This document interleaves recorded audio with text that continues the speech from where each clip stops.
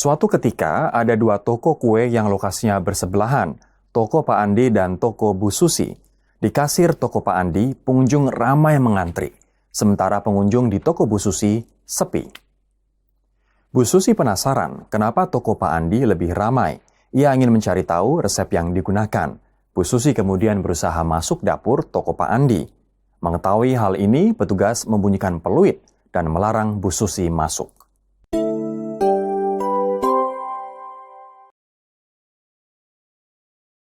Halo rekan IKM, berdasarkan kasus tadi dapat kita cermati bahwa resep makanan dapat memberikan keuntungan ekonomi. Itulah sebabnya resep sengaja dirahasiakan oleh pemiliknya.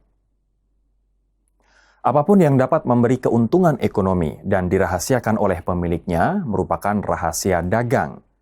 Rahasia dagang ini dilindungi oleh undang-undang. Ada sanksi atau hukuman yang akan dikenakan bagi siapa saja yang menggunakannya tanpa seizin pemiliknya. Kita telah mempelajari pentingnya perlindungan terhadap desain produk yang kita bahas pada video sebelumnya. Ada hal lain yang juga penting untuk rekan IKM pahami. Salah satunya adalah menjaga kualitas dari produk itu sendiri. Menjaga kualitas produk sama dengan memelihara kesetiaan pelanggan. Dengan begitu, seorang pembeli tidak hanya akan membeli produk kita satu kali saja, tetapi berulang-ulang atau bahkan rutin.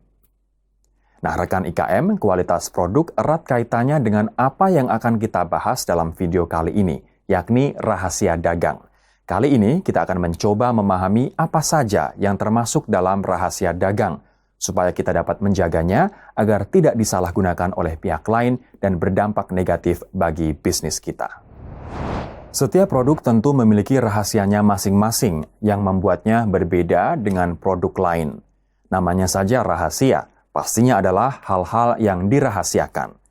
Rahasia dagang adalah hal penting untuk dijaga agar produk kita secara kualitas tidak mudah ditiru oleh orang lain. Rahasia dagang tidak hanya tentang bahan-bahan atau material-material pembuatnya saja, melainkan termasuk juga mengenai cara pembuatan, cara pengolahan, cara penjualan, dan juga informasi lain di bidang teknologi atau bisnis yang memiliki nilai ekonomis, yakni informasi yang dapat digunakan untuk menghasilkan keuntungan. Nah, rekan IKM, kenapa keempat hal ini perlu dirahasiakan? Keempat hal ini berkenaan dengan kualitas produk yang pada akhirnya akan berdampak pada reputasi produk, bahkan merek yang kita miliki. Untuk rekan IKM yang membuat kue-kue atau jenis makanan lainnya, kualitas yang saya maksud salah satunya adalah rasa dari makanan tersebut. Untuk rekan IKM yang memproduksi jamu atau minuman tradisional, kualitas dari produk bisa berupa khasiat dari jamu tersebut. Dengan merahasiakan empat hal ini akan sulit bagi pihak lain untuk meniru produk kita, baik secara bentuk maupun kualitasnya. Tentu saja, jika beredar produk tiruan yang sama persis dengan produk kita, maka akan berdampak pada penjualan dan menurunnya pendapatan kita. Oke rekan IKM, saya akan berikan beberapa contoh rahasia dagang yang mungkin berada pada bidang IKM yang Anda tekuni. Silakan rekan IKM perhatikan agar tahu lebih rinci tentang apa yang perlu dirahasiakan. Contoh pertama yakni teknologi organis. Beberapa di antaranya adalah produk makanan dan minuman, produk perawatan kecantikan, produk rumah tangga seperti sabun, pengharum, cairan pengkilap perabot. Untuk produk-produk tersebut, salah satu hal yang perlu dirahasiakan adalah resep maupun formula, yakni bahan-bahan campuran yang digunakan beserta takaran-takaran kadarnya. Contoh kedua, teknologi canggih. Poin ini berlaku untuk produk itu sendiri maupun segala peralatan yang digunakan dalam proses pembuatan produk.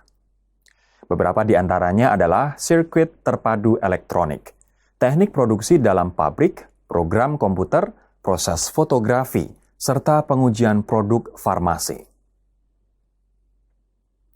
Jika rekan IKM menggunakan peralatan-peralatan atau teknologi khusus dalam pembuatan produk, maka peralatan tersebut termasuk rahasia dagang. Atau justru, rekan IKM adalah produsen dari sebuah alat atau teknologi, maka komponen-komponen yang terdapat dalam teknologi tersebut adalah rahasia dagang. Contoh ketiga yakni metode bisnis. Termasuk di dalam kategori ini beberapa contoh di antaranya informasi tentang data biaya produksi dan harga, materi promosi yang belum dipublikasikan, teknik marketing, atau data penduduk serta proses produksi dan penyiapan makanan. Contoh lainnya yang juga merupakan rahasia dagang adalah metode pembelajaran untuk dansa. Berikutnya, contoh keempat yakni pengetahuan bisnis. Informasi yang juga termasuk rahasia dagang adalah jadwal atau waktu pemasokan suku cadang, alternatif pemasok suku cadang, serta nama-nama pengambil keputusan dalam perusahaan langganan.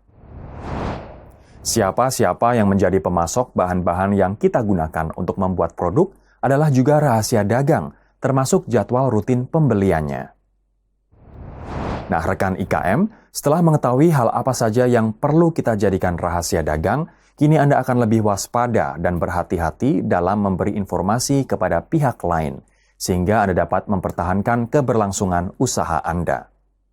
Tidak seperti desain industri, untuk mendapat perlindungan rahasia dagang, tidak perlu mengajukan pendaftaran kepada pemerintah terkait. Karena undang-undang secara langsung melindungi rahasia dagang bila informasi tersebut bersifat rahasia, mempunyai nilai ekonomi, dan kerahasiaannya dijaga.